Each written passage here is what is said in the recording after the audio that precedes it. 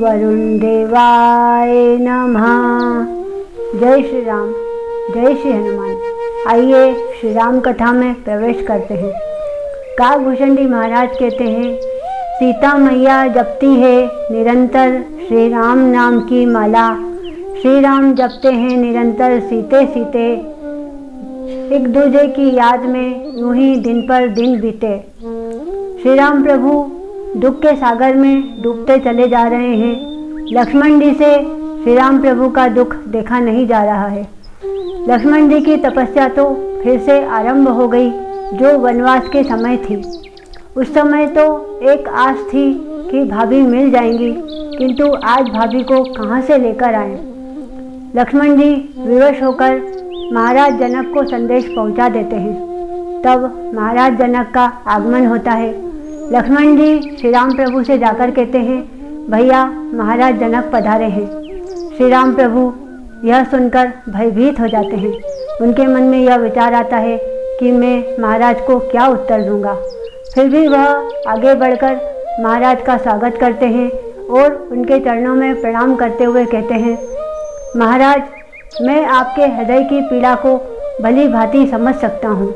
मैंने सीता को अत्यंत कष्ट पहुँचाया है। महाराज मैं आपका अपराधी हूँ, आप जो उचित समझे मुझे दंड दीजिए। तब महाराज जनक कहते हैं, राम दंड तो तुम स्वयं को दे रहे हो। तुमने महल को भी तपोभूमि बना दिया है, मैं तुम्हें क्या दंड दूँ। राम जिस समय सीता ने अयोध्या का त्याग किया था उसी समय मुझे ज्ञात हो गया था। श्री राम प्रभु कहते हैं, महाराज आपको ज्ञात हो गया था तो आप आए क्यों नहीं, आपने उसे रोका क्यों नहीं। तब महाराज जनक कहते हैं, पुत्र राम क्या तुम्हारे प्रयास कम थे, क्या तुम सीता को रोक पाए। तब श्री राम प्रभु कहते हैं, महाराज उसने मुझे अपने वचनों से विवश कर दिया, मैं कुछ नहीं कह पाया। तब महाराज जनक कहते हैं, राम मेरी भी यही विवशता थी। जिस दिन सीता ने अयोध्या त्यागने का निर्णय किया था उस दिन उसने अपनी परिचारिका के साथ मुझे यह पत्र लिखकर भेजा था। यह पत्र पढ़कर सीता की पूजा करने का मन करता है। सीता ने तुम्हारा मान तो बढ़ाया ही, साथ में हमारा भी मान बढ़ा दिया। राम सीता नारी जाति का गौरव है और तुम उसे कमज़ोर मत समझो, क्योंकि उसके साथ धर्म है। जिस नारी के साथ धर्म होता है वह कभी असहाय और कमज़ोर नहीं होती है। इस पत्र में भी उसने तुम्हारी ही चिंता व्यक्त की है। तब श्री राम प्रभु पत्र पढ़ते हैं। उसमें लिखा होता है, पिताश्री आपके श्री चरणों में मेरा प्रणाम। मैं अयोध्या का त्याग कर रही हूँ, किंतु इस वक्त आप ना पधारे। आपके सामने रघुवर स्वयं को दोषी मानेंगे और मैं नहीं चाहती कि मेरे स्वामी आपके सामने लज्जित हो। किंतु मेरे जाने के बाद यदि आप रघुवर को अधीर जाने तो अवश्य उनका सहयोग करने के लिए पधारे। तब महाराज जनक कहते हैं, राम आज मैं लक्ष्मण के संदेश पर यहाँ आया हूँ। श्री राम प्रभु लक्ष्मण जी की ओर देखते हैं। लक्ष्मण जी कहते हैं, भैया मुझे क्षमा कीजिए, किंतु मुझसे आपका दुख देखा नहीं जा रहा था। तब महाराज जनक कहते हैं, राम यदि तुम इस तरह दुखी रहोगे तो तुम दूसरों को सुख कैसे पहुंचाओगे। तुम इस दुख से बाहर निकलो और सीता ने जो त्याग बलिदान दिया है उसे सार्थक करो। और महारानी सुनैना का भी यही संदेश है कि तुम प्रसन्न रहो। तब श्री राम प्रभु कहते हैं, माता ने संदेश पहुंचा दिया, वह स्वयं नहीं आई। तब महाराज जनक कहते हैं, राम, महारानी सुनैना इस वक्त अस्वस्थ है।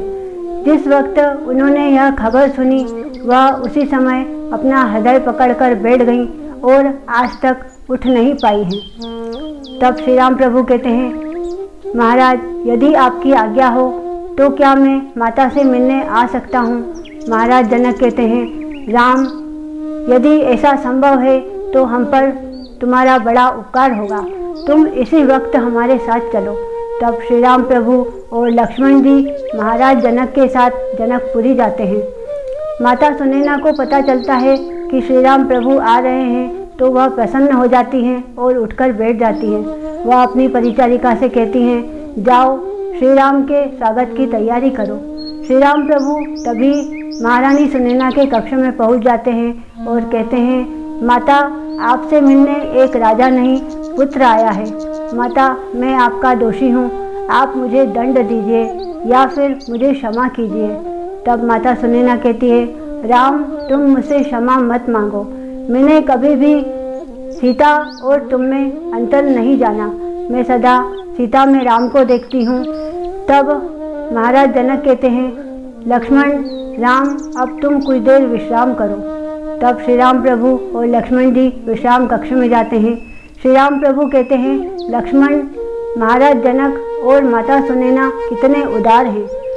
हमने तो सोचा था कि वह हमें बहुत कुछ कहेंगे, किंतु उन्होंने तो वह भी नहीं कहा जो उन्हें कहना चाहिए था। तभी सीता माता की प्रिय सखी वहाँ पर आती है। श्री राम प्रभु कहते हैं, तुम कुछ भी कहने से पहले अपना क्रोध हम पर निकाल लो।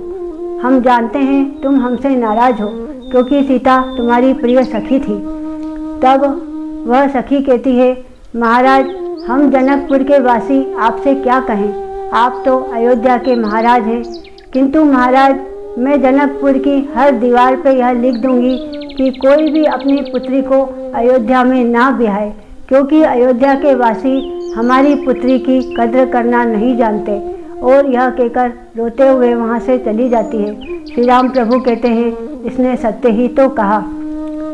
तब समय आता है, श्री राम प्रभु और लक्ष्मण जी को पुनः अयोध्या जाना होता है। वह माता सुनैना के चरणों में प्रणाम करते हैं और कहते हैं, माता, आप अपना स्नेह भरा हाथ हमारे सर पर रख दो तो हम इस विष को भी धैर्यपूर्वक पी लेंगे।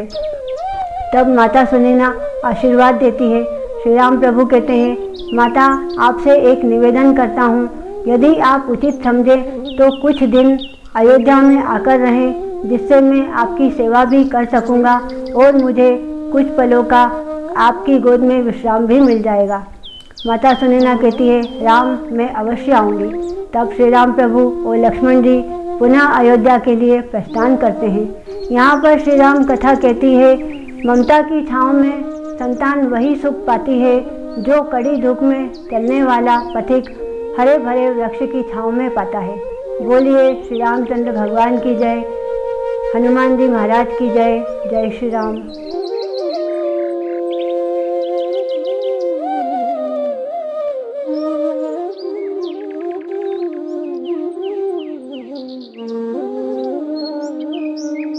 Yeah.